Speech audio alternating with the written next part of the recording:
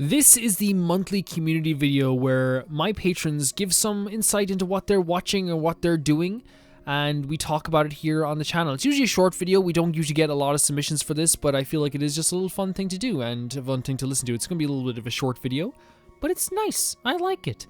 The first one is from Malcolm Condé, and he said he's recently started reading 20th Century Boys. So far, it's been very interesting. Not sure what the story is entirely about yet. My favorite piece of literature or fiction ever, but the first few chapters already feel like they're laying out a piece of a much bigger puzzle. Exactly. I'm also excited to get 13 Sentinels next month for my Switch. 13 Sentinels is the best video game story in history. As for anime, Dewpiker inspired, by the way, I'm saying this is adding to it, by the way. As for anime, Dewpiker, who's another patron, inspired me to rewatch my favorite anime, Steins Gate. Maybe the best representation of time travel and fiction out there, really. Sure, the first 13 or so episodes are more of setup, but God, it's so worth it and necessary in the end. The VN is also great, but maybe wouldn't do that well in the channel. Still a masterpiece story. The visual novel would do well in the channel. Yeah, so a lot of people like I've talked to me about Steins Gate throughout the year. I've never really throughout the years, I've never really watched it. But it's one of those animes that people who love Steins Gate will swear by it. And that always is enough for me. Usually when it comes to trying out stuff again, is when the audience is so passionate to a point that they don't even push you towards it. They just talk about how much they love it. Playing 13 Sentinels, that is the greatest video game story in the history of video games, in my opinion. Another time travel story, actually. But 20th Century Boys, I have every piece of 20th Century Boys literature, and it is, to me, the most well-written thing I've ever read. I read it in one summer, across 2.5 months or something, and it is probably the first time I ever cried reading a book was with 20th Century Boys. I still to this day think about every single thing that happened. I might reread it actually now because, but then again, I also want to read Asadora. I'm going through a lot of Naoki Urasawa's work. We've read Monster, we read 20th Century Boys. We're caught up on the newer versions of Asadora. Just some really good stories there. The next one from Radish.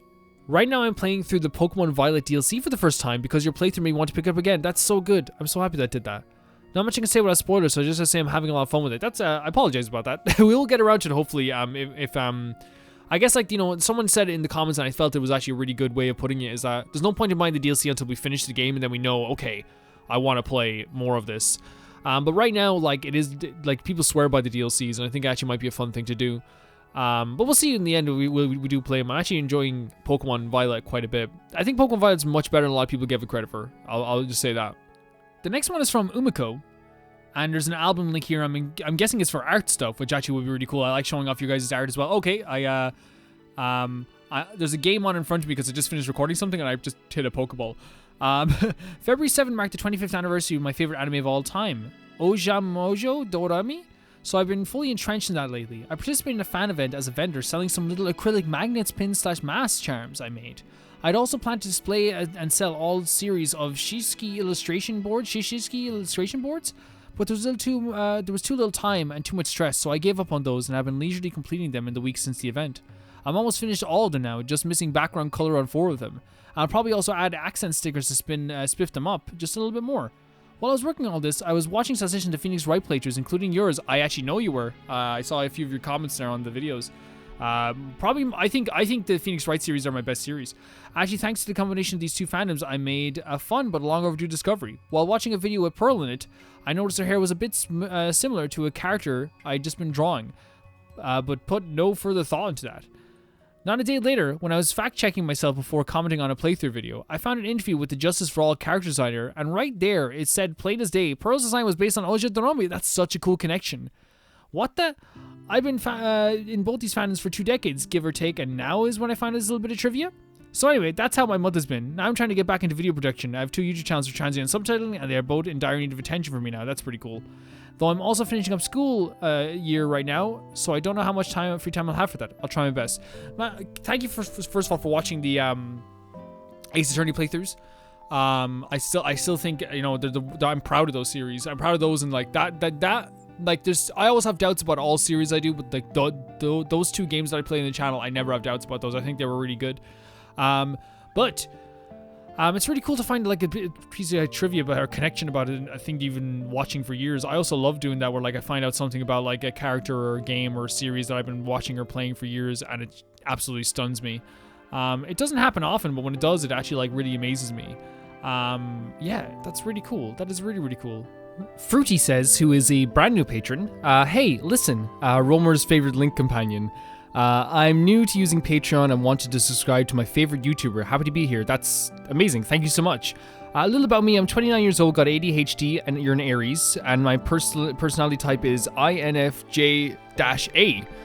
In case anyone interests anyone. I'm part of the LGBTQ plus community, and I'm constantly learning and finding ways of trying to make a change in the world with kindness, no matter how small. Growing up feeling like I was different from other kids, I didn't have many friends, so my free time was spent mainly with Nintendo games and books. Some of my favorite games are Paper Mario 1 to 3, Super Smash Bros, Mario Kart, Splatoon, Zelda, Twilight Princess, and Skyward Sword are my favorites. Yes! Oh my god, taste! Super Mario Galaxy and Bayonetta 1 to 2. I recently was watching the live-action Avatar: The Last Airbender series, and I can say it's better than the movie, for sure. The people online, Fruity, who are saying that like it's like the movie's better are being so facetious. It's like so wrong. Definitely had some high highs and some low lows. Won't get into any details as I don't want to spoil anything for anyone wanting to watch. I'm turning 30 this month, which is wild to me. I don't think I've had a birthday party since I was 12, so I'm struggling deciding if I should have one this year or not. I typically don't like being the center of attention.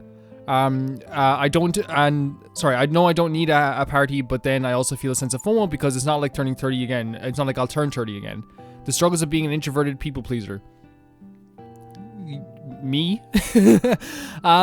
Personally, I don't like birthday parties at all, so like I'm so good like with I usually find excuses to we'll go on a trip or something and try and find excuses to kind of like have a very low-key time myself, Ferdy.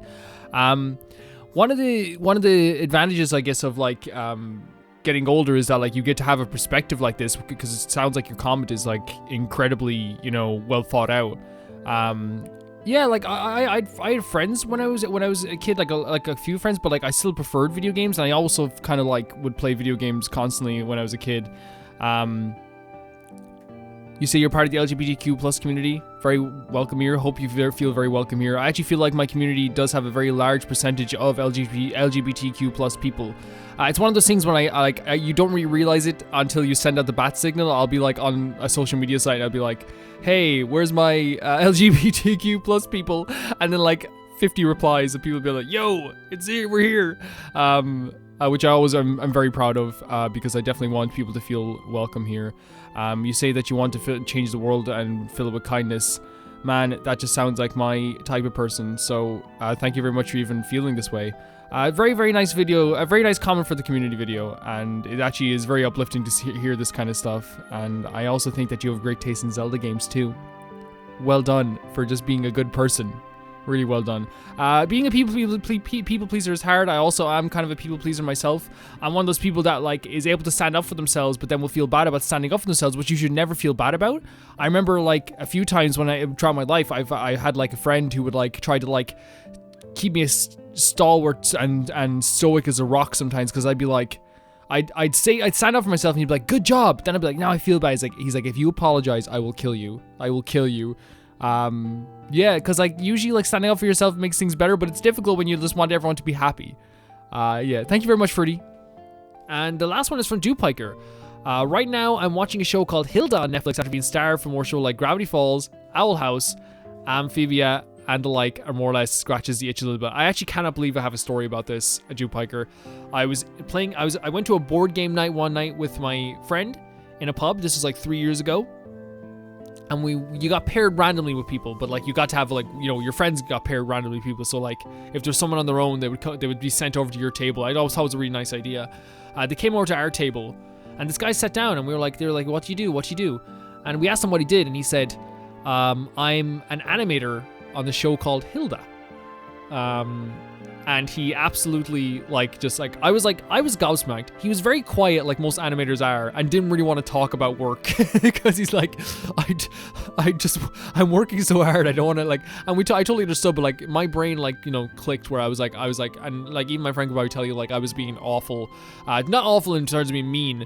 Like I clearly got the message like after like 3 times of him kind of just like brushing off the question that he was just like, I don't even want to talk about work. I'm here for board games and stuff like that.